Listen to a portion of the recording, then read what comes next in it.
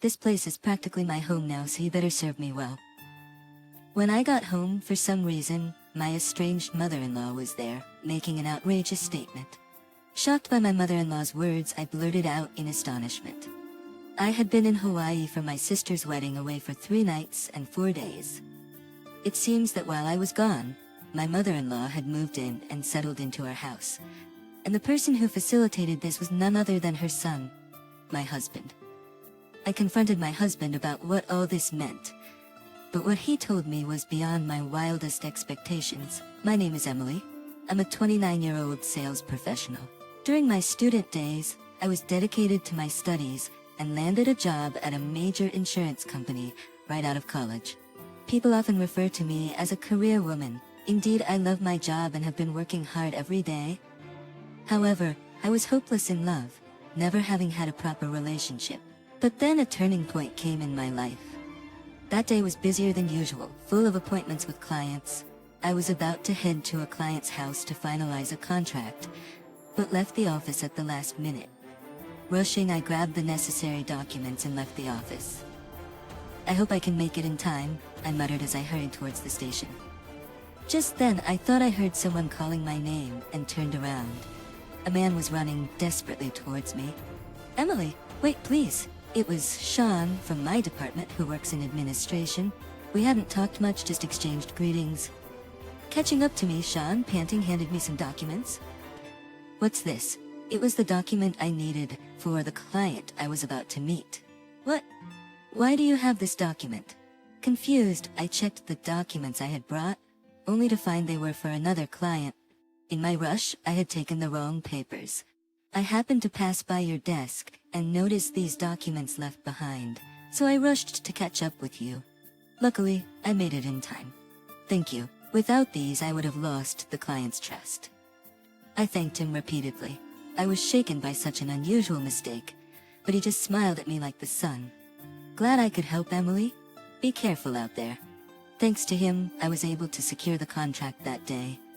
This incident led to us talking more often, going out for meals, and eventually we started dating naturally. He was 2 years older than me, a calm and cheerful person. After dating for exactly 2 years, we decided to get married. I was looking forward to a happy married life, but soon after the wedding, a problem arose with my mother-in-law. My father-in-law had passed away 5 years ago, and she lived alone. Her house was close to ours, so she often came over to ask for money. "Emily, you're making good money, right? How about sharing some of that as pocket money?" My mother-in-law, smirking, cooed these words. Before we got married, I thought she was a reserved and nice person, but she showed her true colors as soon as we tied the knot. Despite repeatedly telling her I couldn't give her money, she kept insisting, and I was getting fed up.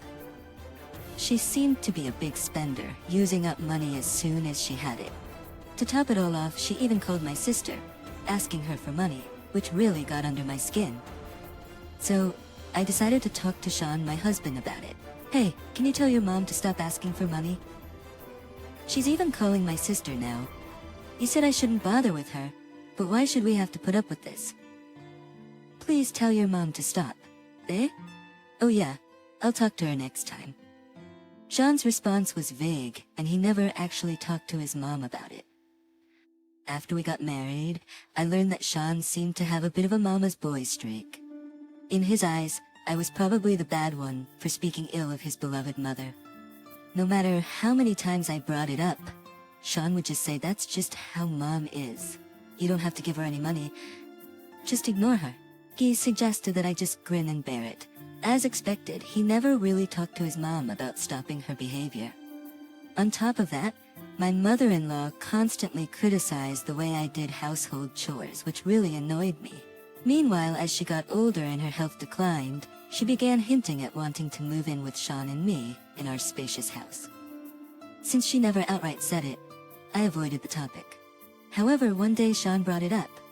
"Hey, mom's getting older and feeling insecure, so she wants to live with us.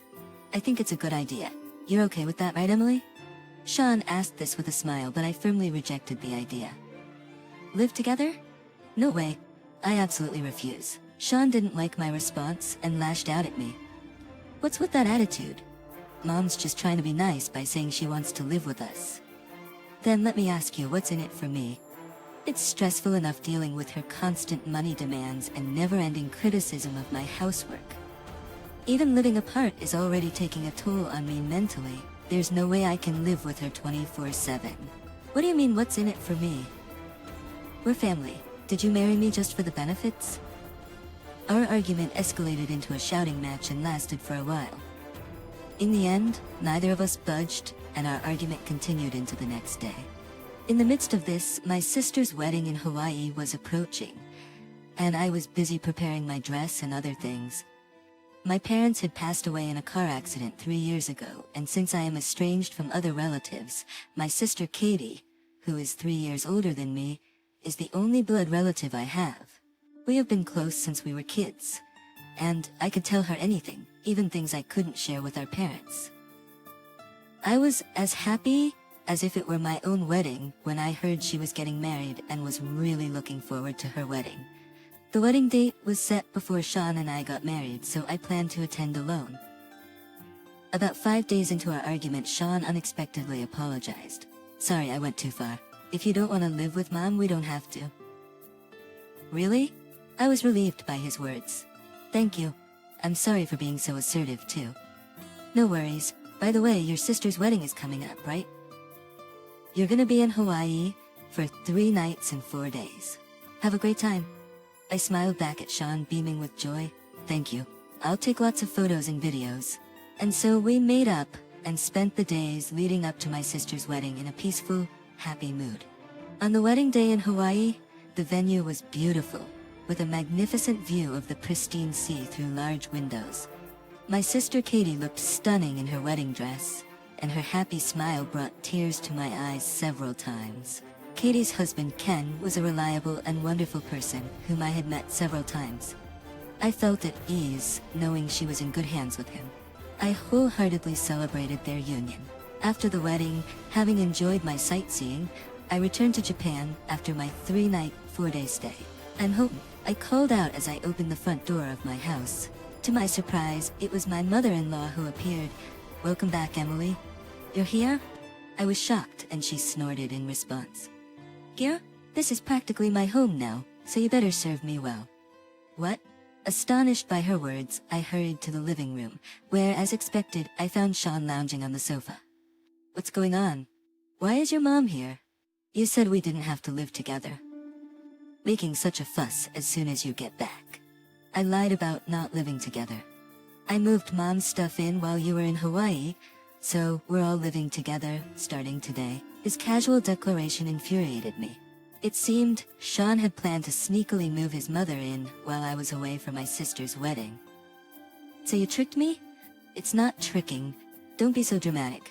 This is a perfect chance for you to show some filial piety. After all, you don't have your real parents anymore, so why not make the most of this opportunity? His smirking response disgusted me. My mother-in-law chimed in, Exactly. You should value your in-laws more. Start with giving me a massage. That's right, Emily. Make sure to massage Mom daily. And about Mom's room, the second floor will be hard for her to climb, so let's turn the first floor room into her room. Their presumptuous planning was too much for me, and I raised my voice. Stop joking around. This is horrible. Sean frowned and snapped at me. What's with that attitude? Like it or not, we're living together starting today. If you don't like it, leave. Stunned by his outburst, he added insultingly, Well, your parents are gone, and you have nowhere else to go, do you? Feeling my feelings for Sean dropped to freezing, I made my decision. Fine. Let's get a divorce. I'll handle everything. They both laughed loudly at this. Try if you think you can. Do you even have the guts to divorce? You have nowhere to go. But sure, I agree with the divorce. You're not even cute. Always acting so high and mighty just because you can do a bit of work. Sean's right. You don't even give us an allowance and you're so defiant. A daughter-in-law like you should just leave. Their verbal abuse continued, but I had already decided to part ways with them and kept silent. Taking advantage of my silence, the two of them continued to spew insults. However, I ignored them. I pulled out my phone and made a call to someone. The phone rang, and I waited for the other party to answer. What are you doing? Who are you calling? Sean asked curiously, but I began to speak as soon as my call was answered. Hi, Katie? Yes, I had called my sister Katie. Emily, thank you so much for coming to the wedding. Are you back home now? Yes, I'm back. The wedding was wonderful. Congratulations again. I called because I've made a decision and wanted to tell you right away since I've worried you so much. As I spoke, Sean and my mother-in-law watched with bated breath, wondering what was happening. I've decided to divorce Sean. As for the house, it's too big for just me, and I have no plans to rebuild it. I'll take this opportunity to settle the house and land issue. I declared this confidently, leaving Sean and my mother-in-law stunned. My mother-in-law was stunned, exclaiming, "What?" My sister Katie was happy with my decision and said, "Let me know if there's anything I can do to help." I thanked her and hung up the phone. At that moment, Sean started yelling at me.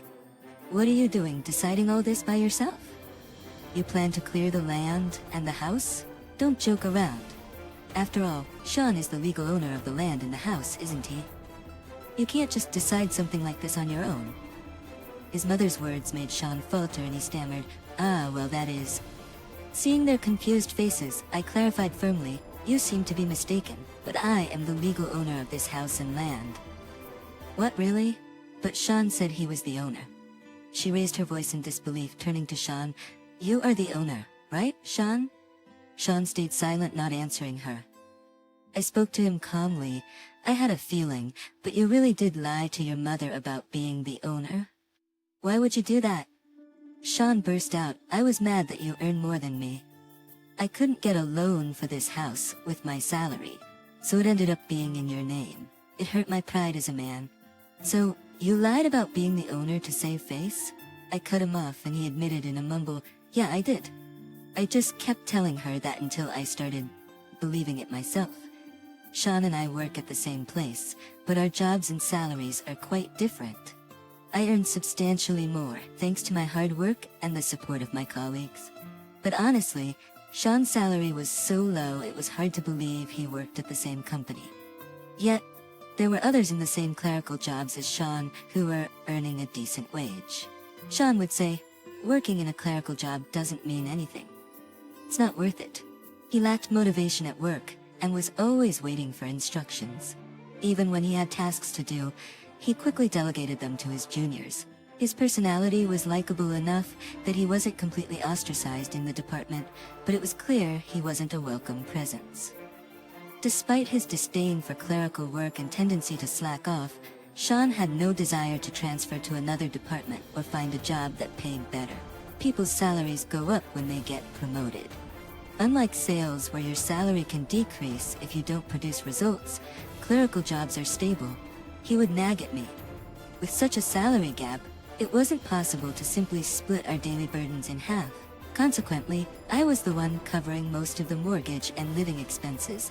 His mother thought Sean had built our house and often praised him, oblivious to the shocking truth that I was the one shouldering the financial burden. However, upon learning the truth, she turned to me. Her face filled with panic and asked desperately, "Hey, tell me the story you just told is a lie, right? What will happen to Sean and me if you're really going to sell the house and land?" I've already vacated my old house, thinking I was moving here. I don't know. Sean and I are getting divorced, so we'll be strangers from now on. You two need to figure out your future on your own. As I said this coldly, Sean clung to me. "Hey, let's not get divorced. I was wrong earlier. I got carried away. I can't do without you, Emily. Divorce is definitely off the table." Realizing his uncertain future, he desperately clung to me as if seeing the crisis for the first time.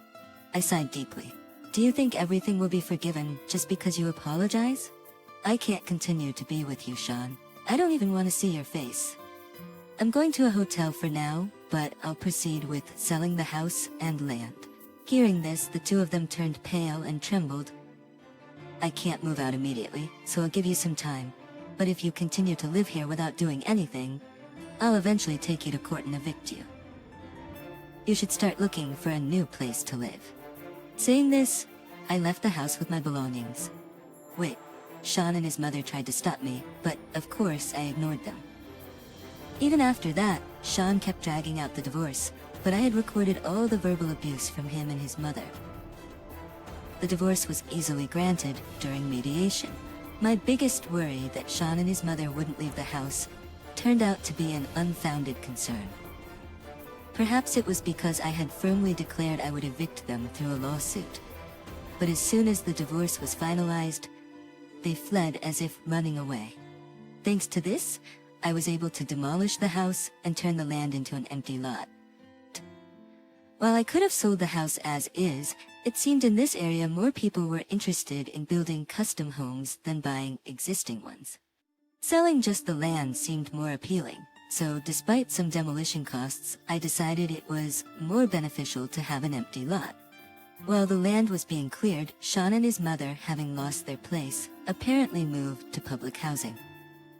I chose a new place to live, moved in, and at the same time, quit my job. The reason for quitting was because I couldn't stand to see Sean anymore and didn't want to continue working in the same place. Plus, my new home was quite far from the company. Now I'm working hard at a new job. This new job is actually at a company run by my sister's husband, Ken. I had been discussing Sean and his mother with my sister, and out of sympathy she had been advising me. I decided to get a divorce.